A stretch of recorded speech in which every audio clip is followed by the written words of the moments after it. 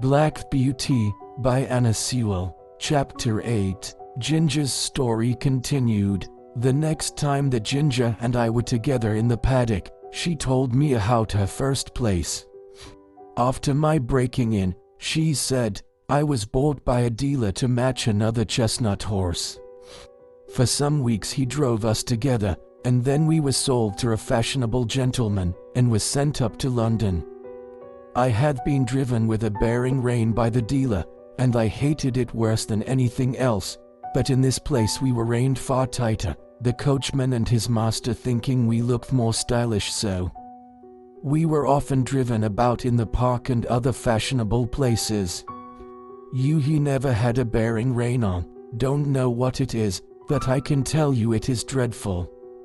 I like to toss my head about, and hold it as high as any horse, but fancy now yourself, if you tossed your head up high and were obliged to hold it there, and that for hours together, not able to move it at all, except with a jerk still higher, your neck aching till you did not know how to bear it. Beside that, to have T-bits instead of one, and mine was a sharp one, it hurt my tongue and my jaw, and the blood from my tongue colored the froth that kept flying from my lips, as I chafed and fretted at the bits and rein. It was worst when we had to stand by the hour waiting for our mistress at some grand party or entertainment, and if I fretted or stamped with impatience the whip was laid on. It was enough to drive one mad. Did not your master take any thought for you? I said, no. Said she, he only cared to have a stylish turnout, as they call it. I think he knew very little about horses. He left that to his coachman.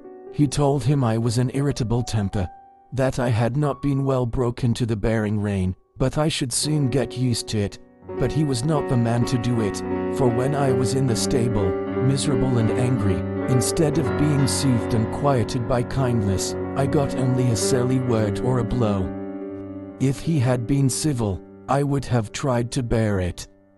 I was willing to work, and ready to work hard too, but to be tormented for nothing but their fancies angered me.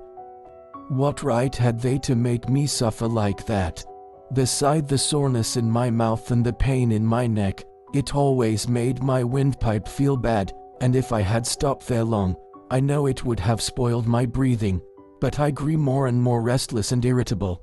I could not help it, and I began to snap and kick when anyone came to harness me. For this the groom beat me, and one day, as they had just buckled us into the carriage, and was straining my head up with that rein, I began to plunge and kick with all my might. I soon broke a lot of harness, and kicked myself clear, so that was an end of that place. After this, I was sent to Tattersall's to be sold. Of course I could not be warranted free from vice, so nothing was said about that. My handsome appearance and good paces soon brought gentlemen to bid for me, and I was bought by another dealer. He tried me in all kinds of ways and with different bits, and he soon found out what I could not bear. At last he drove me quite without a bearing rein, and then sold me as a perfectly quiet horse to a gentleman in the country. He was a good master, and I was getting on very well, but his old groom left him and a new one came. This man was as hard-tempered and hard-handed as Samson.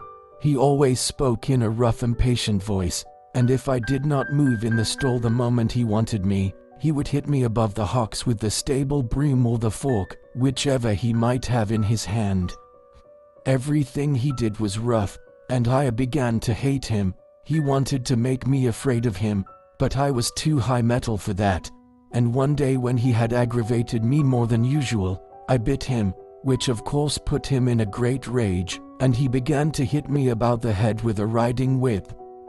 After that, he never dared to come into my stall again. Either my heels or my teeth were ready for him, and he knew it. I was quite quiet with my master, but of course he listened to what the man said, and so I was sold again.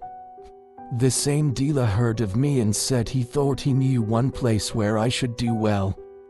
'Twas a pity, he said, that such a fine horse should go to the bad, for want of a real good chance, and the end of it was that I came here not long before you did.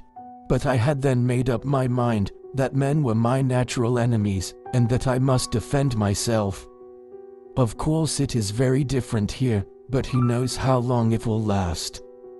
I wish I could think about things as you do, but I can't after all I have gone through. Well, I said, I think it would be a real shame if you were to bite or kick John or James. I don't mean to, she said, while they are good to me. I did bite James once pretty sharp, but John said, try her with kindness, and instead of punishing me as I expected, James came to me with his arm bound up, and brought me a bran mash and stroked me, and I have never snapped at him since, and I went either. I was sorry for Ginger, but of course I knew very little then, and I thought most likely she made the worst of it. However, I found that as the weeks went on, she grew much more gentle and cheerful, and had lost the watchful, defiant look that she used to turn on any strange person who came near her. And one day James said, I do believe that Mare is getting fond of me. She quite whinnied after me this morning when I had been rubbing her forehead. Jim, 'tis the Birtwick balls, said John. She'll be as good as Black Beauty by and by. Kindness is all the physic she wants, poor thing. Master noticed the change too, and one day when he got out of the carriage and came to speak to us as he often did, he stroked her beautiful neck. Well, my pretty one, well, how do things go with you now? You are a good bit happier than when you came to us, I think. She put her nose up to him in a friendly, trustful way, while he rubbed it gently. We shall make a cure of her, John, he said. Yes, sir, she's wonderfully improved. She's not the same creature that she was. It's the Birtwick balls, sir, said John, laughing. This was a little joke of John's. He used to say that a regular course of the Birtwick horse balls would cure almost any vicious horse.